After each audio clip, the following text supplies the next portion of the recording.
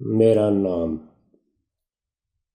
میرے نام کا معاملہ بھی عجیب ہے۔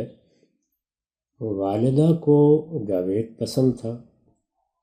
پیدائش کے بعد والد اپنے شیخ سے دعا کرانے کے لیے لے کر گئے تو انہوں نے فرمایا اس کا نام ہم درویشوں کے طریقے پر ہونا چاہیے، اسے کاکو شاہ کہا کرو۔ میں دیکھ رہا ہوں کہ بادشاہ اس کے پاس نیازمندانہ حاضر ہوں گے۔ میری چھوٹی خالہ برسوں والدہ کے پاس رہی تھیں۔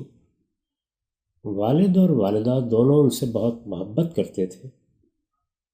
ان کے ایک بیٹے مجھ سے 3 سال بڑے تھے جن کا نام انہوں نے رفیق رکھا تھا۔ اس کی مناسبت سے انہیں اصرار تھا کہ میرا نام شفیق رکھا جائے۔ وہ اس کے سوا کوئی دوسرا نام قبول کرنے کے لیے تیار نہ تھیں۔ اس کے کچھ دنوں بعد بڑی خالہ دیکھنے کے لیے آئیں تو انہوں نے فرمایا، میں نے تو پہلے سے اس کا نام کاکا محمد رکھا ہوا ہے، اب کیا کیا جائے؟ میرے گھر والوں نے اس کا آسان حل یہ تلاش کیا کہ تمام نام قبول کر لیے۔ چنانچہ یہ بزرگ جب تک زندہ رہے مجھے اپنی پسند کے ناموں سے پکارتے رہے۔ مدرسے میں داخلے کا وقت آیا تو والد موجود نہ تھے۔ اس زمانے میں بعض اوقات وہ مہینوں کے لیے اپنے شیخ کی خانقاہ کوٹلی مغلاں چلے جاتے تھے۔ ان کے ایک عزیز دوست تھے جنہیں ہم چچا کہتے تھے۔ والد کی عدم موجودگی میں وہ مجھے داخل کرانے گئے۔ میرے لیے اسی اسکول کا انتخاب کیا گیا جس میں میرے خالہ زاد بھائی رفیق پڑھتے تھے۔ نام لکھاتے وقت چچا نے مجھ سے پوچھا تو میں نے سارے نام بتا دیے۔ وہ سخت پریشان ہوئے کہ اب فیصلہ کس طرح کیا جائے۔ انہوں نے رفیق کی طرف دیکھا تو اس نے کہا، ہمارے گھر میں تو اسے شفیق ہی کہتے ہیں۔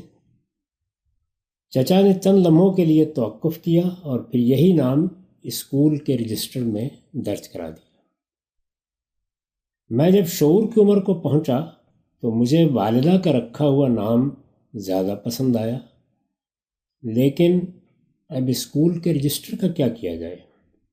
اپنے ایک استاد محمد صادق صاحب سے بات کی تو انہوں نے فرمایا، اس مرحلے پر نام تبدیل کرنا تو مشکل ہوگا، تمہیں شعر کہنے کا شوق ہے، میری تجویز یہ ہے کہ جاوید تخلص کر لو۔ میں تمہارا نام شفیق احمد جاوید لکھ دیتا ہوں۔ تمہیں شفیق پسند نہیں تو اپنا قلمی نام جاوید احمد بھی رکھ سکتے ہو۔ مجھے یہ تجویز پسند آئی۔ دوست احباب پہلے ہی جاوید کے نام سے پکارتے تھے، چنانچہ کالج کے زمانے سے اسی نام کی شہرت ہو گئی۔ بعد میں شناختی کارڈ اور پاسپورٹ وغیرہ بنانے کا موقع آیا تو سب جگہ یہی نام لکھا گیا۔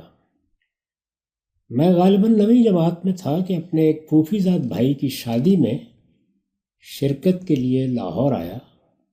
یہاں مجھے پہلی مرتبہ 10-15 دن تک بڑے چچا محمد لطیف خان صاحب کے ساتھ رہنے کا موقع ملا۔ انہیں اپنے والد اور میرے دادا نور الہی صاحب سے عشق کی حد تک محبت تھی۔ رات دن وہ مجھے ان کے قصے سناتے اور بتاتے تھے کہ گاؤں میں تمہارے دادا ایک مصلح کی حیثیت سے جانے جاتے تھے۔ ان کی نیکی، خدا ترسی اور دانائی کی وجہ سے لوگ اپنے جھگڑے چکانے کے لیے ان کی طرف رجوع کرتے اور ان کا ہر فیصلہ مان لیتے تھے۔ ان کی باتوں نے مجھے بے حد متاثر کیا۔ یہ تاثر اتنا شدید تھا کہ میں ہر وقت دادا کے بارے میں سوچتا، یہاں تک کہ کئی دن تک سوتا تو خواب میں بھی انہی کو دیکھتا تھا۔ اس موقع پر خاندان کے ایک دوسرے بزرگ اور بچوں کے لیے دینی کتابوں کے مصنف مقبول انور صاحب داؤدی سے ملاقات ہوئی۔ ان کی یہ نسبت ہمارے گاؤں داؤد کی وجہ سے تھی۔ میرے والد کا پورا نام بھی اگرچہ محمد طفیل جنیدی تھا، لیکن بعض اوقات کوئی چیز اچانک متوجہ کر لیتی ہے۔ داؤدی صاحب سے ملنے کے بعد پہلی مرتبہ مجھے خیال ہوا کہ میرے نام کے ساتھ بھی اس طرح کا کوئی اضافہ ہونا چاہیے۔ لڑکپن میں ایسی خواہشیں بعض اوقات آدمی کے ذہن پر سوار ہو جاتی ہیں۔ میں بھی دن رات یہی سوچتا۔ ایک دن والد صاحب سے اس موضوع پر بات ہوئی تو انہوں نے مقبول صاحب کی اتباع میں داؤدی کا اضافہ کر لینے کی تجویز دی۔ پھر فرمایا ہمارے شیخ سے بیعت کر لیتے تو جنیدی بھی ہو سکتے تھے۔ ادھر میری خواہش تھی کہ یہ نسبت دادا سے ہو۔ چچا سے جو کچھ سن چکا تھا اس کی بنا پر اب میرے لیے وہی آئیڈیل تھے۔ میں ان سے نسبت کے لیے سوچتا تو نوری اور مصلحی کے الفاظ ذہن میں آتے تھے، لیکن ذوق انہیں قبول کرنے کے لیے تیار نہیں ہوتا تھا۔ اسی حیث بحث میں تھا کہ دو بزرگ ہمارے ہاں مہمان ہوئے۔ والد کا معمول تھا کہ 12 مہینوں کے لیے سیلانی فقیروں، اطباء اور سنیاسیوں کو اپنے ہاں مہمان ٹھہرا لیتے تھے۔ یہ لوگ بھی اسی طرح آئے۔ ان میں سے ایک والد کے پیر بھائی غلام رسول وحشی اور دوسرے کوئی عالم اور سنیاسی تھے جن کا نام عبداللہ تھا۔ وحشی بہت اچھے کاتب تھے۔ انہوں نے اپنے شیخ کی کتاب لیلا مجنو اپنے ہاتھ سے لکھی تھی۔ وہ اسے سناتے اور اس کی شرح و وضاحت میں تصوف کے اسرار و رموز بیان کرتے تھے۔ عبداللہ صاحب کی دلچسپی عرب جاہلی کی تاریخ سے تھی۔ وہ اس کے واقعات والد کو سناتے تھے۔ میں ان بزرگوں کی مجلس میں گھنٹوں بیٹھتا اور بڑی دلچسپی کے ساتھ ان کی باتیں سنتا تھا۔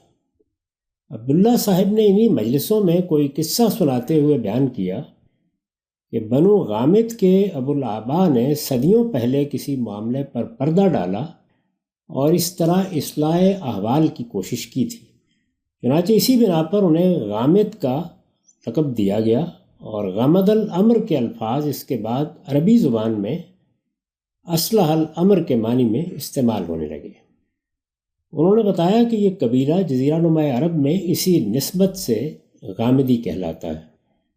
مجھے فوراً خیال ہوا کہ یہی کام تو میرے دادا کرتے تھے۔ اس کے لیے یہ نئی تعبیر علم میں آئی تو بے حد مسرت ہوئی۔ والد سے ذکر ہوا تو انہوں نے بھی پسند کیا۔ میں ضلع ساہیوال کے جس دیہاتی ماحول میں رہتا تھا وہاں اس طرح کا نام مذاق بن جاتا، اس لیے میں نے اسے لکھنا تو بہت بعد میں شروع کیا، لیکن اسی دن فیصلہ کر لیا کہ یہ لفظ اب میرے نام کا حصہ بن جائے گا۔ بچپن، لڑکپن اور اوائل شباب کی خوشیاں بھی عجیب ہوتی ہیں۔ بعد میں سوچتے ہیں تو حیرت ہوتی ہے کہ کسی چیز نے علم و عمل اور فکر و خیال میں کیا اہمیت حاصل کر لی تھی۔ دادا کے ساتھ نسبت کے لیے یہ لفظ مل جانے سے جو خوشی مجھے اس وقت ہوئی اسے میں آج بھی لفظوں میں بیان نہیں کر سکتا۔ وقت کس طرح بدلتا ہے، اب بڑی سے بڑی بات بھی دل و دماغ میں اس طرح کا کوئی اہتزاز پیدا نہیں کرتی۔ ایسی سب چیزیں عمر کے ساتھ کس قدر بے معنی ہو جاتی ہیں۔ ہر روز ایک تازہ جہاں کی حکایتیں اب رہ گئی ہیں قصہ عہد شباب۔